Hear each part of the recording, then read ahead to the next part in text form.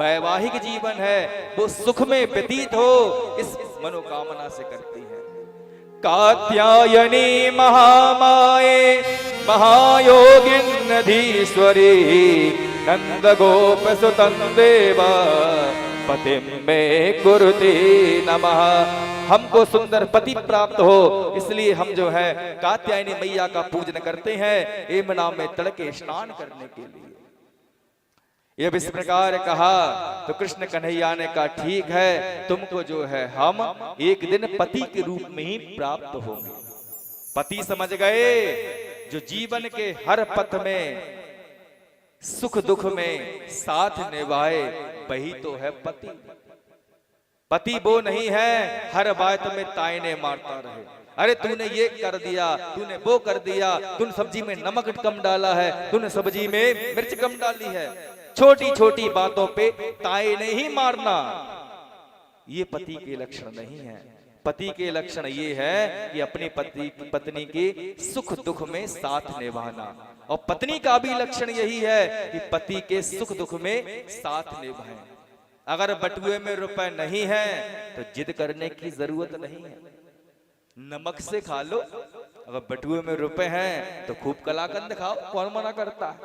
लेकिन पति पत्नी जो है जो सुख दुख में साथ निभाएं, हे प्रभु हम आपको पति रूप में ही प्राप्त करना चाहते हैं। जीवन के हर पथ में सुख दुख में आप हमारा साथ निभाएं, बस हमारी यही मनोकामना है। भगवान ने कहा हम तुम्हारी यही मनोकामना जरूर परिपूर्ण करेंगे। और वो दिन भी आ गया, कार्तिक का महीना आ गया और पूर्णमासी की तिथि आ गई।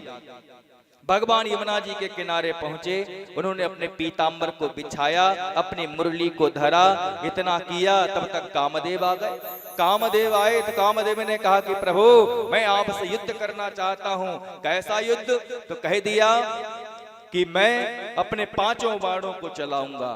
कामदेव ने कहा और उसके बाद भी अगर आपके अंदर तनिक भी काम का प्रवेश नहीं हुआ तो मैं समझ जाऊंगा कि आप जीत गए और मैं हार गया। हे प्रभु जब आप राम अवतार में थे ना, तब भी मैंने ऐसा अवसर बनाया कि आपका मन विचलित हो जाए, लेकिन प्रभु आप तो मर्यादा पुरुषोत्तम हैं, आप भला कहां विचलित हो जाते। उस समय में आप जो है जीत गए थे, मैं हार गया था। जब आप वनवास में थे ना तो शूर्पणखा आई थी। शूर्पणखा ने क्या किया, आपको अकेला देखकर अपना विवाह का निमंत्रण दे दिया कि मैं भी कुमारी हूं, मैं आपसे विवाह करना चाहती हूं। काम का अवसर आया लेकिन प्रभु आपने तनिक भी उठाकर नहीं देखा उस शूर्पणखा के लिए। तब मैं समझ गया कि मेरी हार हो गई और आपकी जीत हो गई।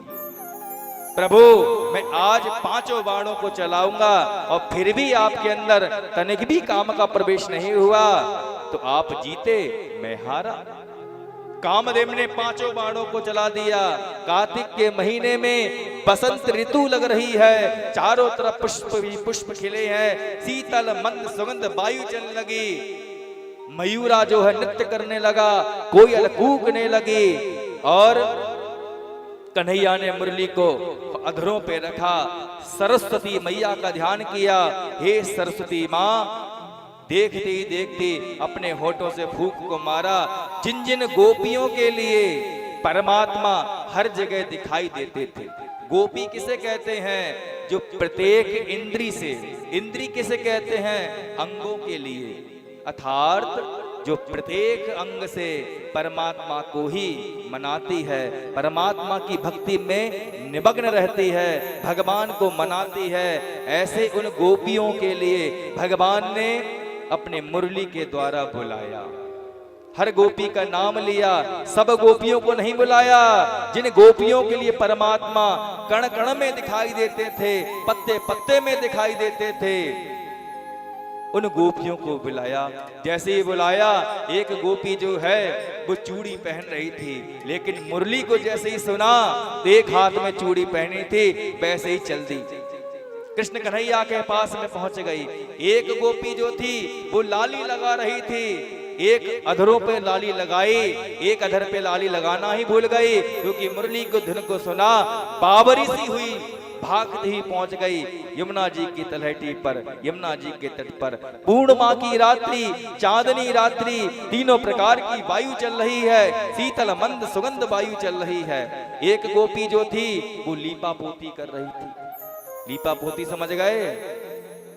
गालों पे लगा रही थी, एक गाल पे लगाया और एक को माथे पे ही लगा के पहुंच गई। रंग बिरंगी गोपियां पहुंच गई। एक गोपी जो है वो आटा मल रही थी, आटा मलते मलते मुरली को सुना, बाबरी सी हुई, डोलती ही पहुंच गई यमुना जी के तट पर।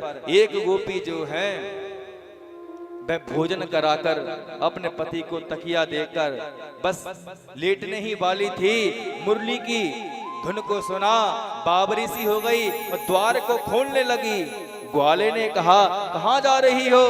कह दिया, मुझे कृष्ण कन्हैया बुला रहे हैं, रात्रि में जाओगी? बिल्कुल जाने नहीं दूंगा, चाहे कुछ भी हो जाए। साकर को लगा दिया, ताला लगा दिया, चाबी को अपनी अंटी में रख लिया। गोपी ने भी कहा, तुम मुझे क्या रोकोगे, मैं तुमसे रुकने वाली नहीं हूं। ग्वाले ने कहा, जाकर तो दिखा, चाबी तो मेरे हाथ में है। गोपी ने कहा कि चाबी की जरूरत तुम्हें है, हमें नहीं है। आसन लगाया, इस प्रकार ध्यान लगाया, भगवान का चिंतन किया, शरीर शरीर वहीं रह गया गोपी का, और जो आत्मा थी ना, सूक्ष्म आत्मा के रूप से यमुना जी के तट पर पहुंच गई। ये गोपी कोई साधारण थी। पूर्व काल में सब गोपियां जो थी वो ऋषि मुनि थी। भगवान के प्रेम रूपी अमृत को पान करने के लिए सब ऋषि मुनि जो हैं गोपी बनकर ब्रजमंडल में उपस्थित हुए। क्यों? भगवान का प्रेम रूप से अमृत को पान करने के लिए। जब गोपियां जो थी सबकी सब यमुना जी के तट पर पहुंची तो सब गोपियां देखकर मुस्कुराते हुए बोली, कृष्ण कन्हैया आज आपने बुलाया ना, मैं समझ गई कि मेरा जीवन सफल हो गया। जीवन में को बस एक ही इच्छा थी प्रभु कि आपके दीदार हो जाएं, आपको अपने हृदय से लगा लें, आपके प्रेम रूपी अमृत को पान कर लें। इतना कहा